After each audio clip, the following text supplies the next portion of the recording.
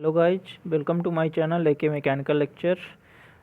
Today I have brought a new updates for you regarding PhD admission, that is PhD admission in NIT Pondicherry.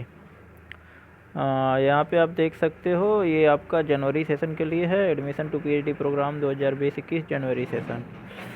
अब देखते हैं इसमें कौन कौन से ब्रांचेज का जो भी निकला एडवर्टाइजमेंट वो किस किस ब्रांचेज के लिए है। सिविल के लिए, कंप्यूटर साइंस के लिए, इलेक्ट्रिकल इलेक्ट्रॉनिक्स के लिए है, फिर इलेक्ट्रॉनिक्स कम्युनिकेशन का, mechanical, chemistry, physics, mathematics and physical education.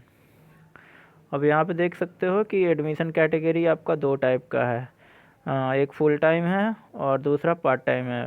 Full time में भी इसमें कई कैटेगरी हो जाते हैं।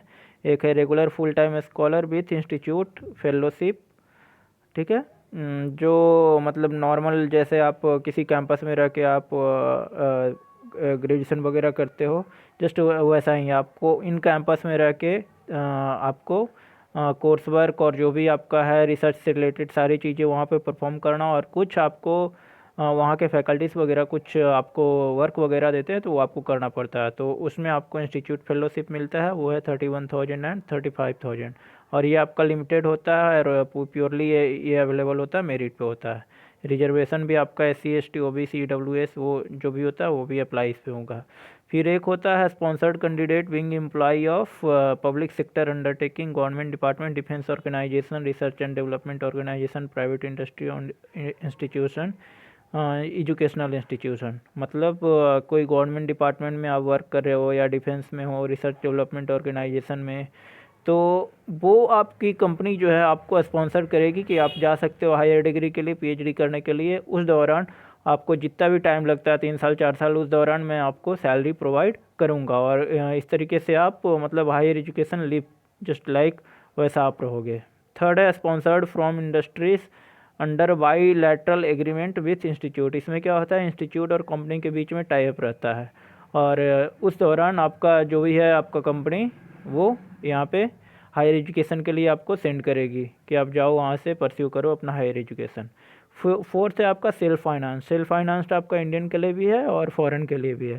सेल्फ फाइनेंस में आपको सारी चीज़ें खुद वहाँ पे रख के अपने कन्वेंस मतलब अपना खर्च जो भी है वो आपको लगेगा, चाहे एजुकेशन ये इंस्टीट्यूट फ़ी हो या हॉस्टल फ़ी हो, सारे चीज़ों को खुद बियर करना है आपको। तो ये इंडियन फॉरेन दोनों के लिए है। फिर एक है इंस्टीट्यूट प्रोजेक्ट स्टाफ, मतलब वहाँ पे जो वर्क कर रहे हैं वो PhD के लिए अप्लाई कर सकते हैं। तो ये आपका इंस्टीट्यूट प्रोजेक्ट स्टाफ के अंदर में आ गया। नोट आपका दिया हुआ है, ये आप देख सकते हो। The number of institute fellowship will be limited and shall be available on merit. In case of full time sponsored कर the candidate should be sponsored by their parent organization or institution with salary and allowance and are relieved for a period not less than 3 years for pursuing PhD program. In the case of a sponsorship is withdrawn, the candidate can continue his PhD program provided he or she has passed the qualifying examination. Under self-finance category, he may apply for the fellowship from other government agency. मतलब self financed के under में रहते हुए आपको किसी fellowship other funding agency से आपको फिर कांटेक्ट करना है। फिर पार्ट टाइम में आपका ऑन कैंपस है और एक एक्सटर्नल है।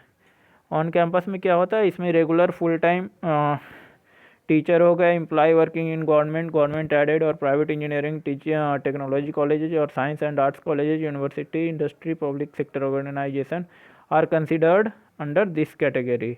तब जो भी आपका वहाँ पे वर्क कर रहे हैं गवर्नमेंट ऑर्गेनाइजेशन में या प्राइवेट इंजीनियरिंग कॉलेजेज या आर्ट्स कॉलेजेज यूनिवर्सिटीज़ में, तो ये इसके लिए एलिजिबल होते हैं। तो इसमें आपको क्या करना है, एडमिशन के at the time of application आपको एक NOC सबमिट करना है पेरेंट कॉलेज ऑर्गेनाइजेशन से बनवा के, कि जब भी आपको ज़रूरत पड़े ये कोर्स वर्क के लिए वो आपको रिलीव करेंगे, और बीच में जब भी आपको काम पड़ेगा तो वो आपको लीव देंगे। और इसमें आपको एटलीस्ट 2 ईयर का एक्सपीरियंस होना चाहिए, रेगुलर एंड परमानेंट पोजीशन होना चाहिए, और कॉलेज और ऑर्गेनाइजेशन जो होना चाहिए 5 साल पुराना होना चाहिए, ये भी ध्यान रखना है को। फिर सेकंड है आपका regular employ of NIT Pondicherry. मतलब रेगुलर एम्प्लॉय यदि पांडिचेरी NIT के हैं तो भी थ्रू प्रोपल चैनल आप अप्लाई कर सकते हैं। नेक्स्ट है आपका पार्ट टाइम एक्सटर्नल में। मतलब ये तो पार्ट टाइम ऑन कैंपस हुआ, मतलब आपका जो भी वर्क रहेगा रिसर्च से रिलेटेड वो आपको कैंपस में आके करना है। और ये पार्ट टाइम एक्सटर्नल का मतलब होता है कि आपको जैसे किसी रिसर्च एंड डेवलपमेंट ऑर्गेनाइजेशन में आप काम कर रहे हैं तो वहाँ पे सारी फैसिलिटीज़ हो कि आप अपना पीएचडी वगैरह वहाँ पे रिसर्च से जो भी रिलेटेड है वहाँ पे आप कर सको। तो इस तरीके में एक गाइड आपका वहाँ पे रहेगा जो आपका रिसर्च ऑर्गेनाइजेशन है, और दूसरा एक इंटरनल आपका होगा जो कॉलेज का होगा। तो इस तरीके से आपको अपना पार्ट टाइम एक्सटर्नल कैटेगरी में आपको परस्यू करना है। एलिजिबिलिटी यहाँ पे देख सकते हो, इंजीनियरिंग के लिए है, मास्टर एमई या एमटेक होना चाहिए, और सीजीपीए 6.5 से कम नहीं होना चाहिए इन यूजी और PG for admission under other caste या ओबीसी कैटेगरी के लिए। और यदि एससी एसटी है तो इसमें आपको यदि सीजीपीए में कंसिडर करोगे तो 6 होना चाहिए और परसेंटेज में 55%। और दूसरा आपका होना चाहिए या तो एमई एमटेक होना चाहिए या बैचलर डिग्री इन इंजीनियरिंग और टेक्नोलॉजी होना चाहिए from centrally funded technical institution with valid GATE score. और इसमें आपका जो सीजीपीए होना चाहिए वो 9.5 या 90% होना चाहिए। तो आप डायरेक्ट अप्लाई कर सकते हो पीएचडी के लिए। और फिर mathematics, physics, chemistry, physical education के लिए एमएससी या रिलेटेड या जो भी है उसमें मास्टर्स होना चाहिए। सीजीपी आपका सेम है 60% एंड 6.5 इन यूजी और PG for other caste and OBC. और एससी एसटी के लिए 0.5 का आपका रिलैक्सेशन होना चाहिए। फिर इसके साथ ही ये भी होना चाहिए वैलिड यूजीसी सीएसआईआर या नेट गेट स्कोर आपका मैंडेटरी है फॉर इंस्टीट्यूट फेलोशिप के लिए। यदि आप वहाँ से स्टाइपेंड चाहते हो कि हमें पीएचडी करने के दौरान मिले 31 और 35 का फ़ायदा, तो आपको इसके लिए मैंडेटरी है यूजीसी सीएसआईआर नेट गेट ये आपका। फिर यहाँ पे देख सकते हैं इंडिविजुअल ब्रांचेज के लिए फर्दर रिसर्च एरियाज है जो आपको फॉर्म भरने टाइम आपको वहाँ पे पूछ सकता है यदि ऑप्शन होगा तो, अदरवाइज वहाँ पे आपको सेलेक्ट करना है। सिलेक्शन प्रोसीजर आपका सेम है। Shortlisted candidate will be screened by written test and interview by departmental selection committee और list of candidate recommended by department selection committee send to director for approval. मतलब process होने के बाद जो short list होगा वो director उसको approve करेगा। फिर एडमिशन प्रोसीजर है आपका। Selected student will be offer to enrol to PhD programme by remitting prescribed fee. आपका रिजल्ट आ जाने के बाद आपको जो भी है फ़ीस वगैरह वो आपको पेड करना है। पे करने के बाद आपका वहाँ पे रजिस्ट्रेशन हो जाएगा। और ये देखिए कितना फ़ीस पेड करना है वो सारा इसमें डिटेल पूरा दिया हुआ है, स्क्रीनशॉट लेके देख सकते हो आप। ये सारा आपका फ़ीस है। फाइनेंशियल असिस्टेंट आपका इंजीनियरिंग के लिए भी 31 है, साइंस ह्यूमैनिटीज़ के लिए भी 31,000 है। और ये आपका हो गया। अप्लाई कैसे करना है, तो अप्लाई आपका ये होगा candidate applying for PhD can apply through the application forms available at जो भी साइट है। नॉन रिफंडेबल फ़ी आपको लगेगा 1000 जनरल के लिए और 500 for SC ST and physically handicapped के लिए। और पेमेंट का होगा आपका SBI कलेक्ट के through visit to be mentioned in the application form. The filled up application form along with self attested photocopies of marksheet degree certificate community and necessary enclosure should reach. आपको सारा form वगैरह भर के सारा testimonial जो भी certificate वगैरह है वो इससे अटैच करके आपको इस एड्रेस पे सेंड कर देना। और पहुंचने का जो लास्ट डेट है वो 31 दिसंबर है।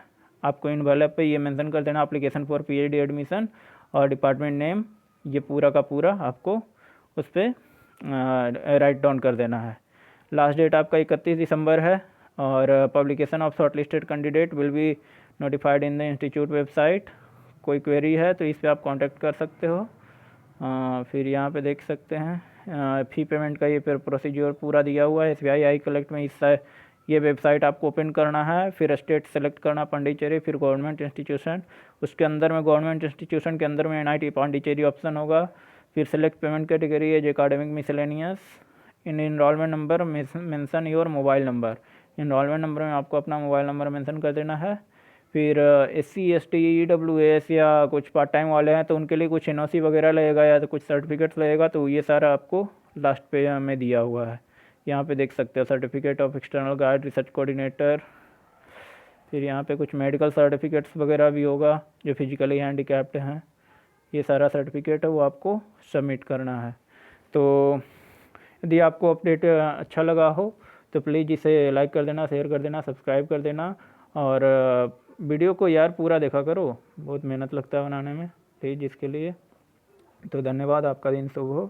इसी के साथ मैं जल्दी एक और अपडेट के साथ आऊँगा जो है NIT राउरकेला वगैरह का है और IIITDM जबलपुर।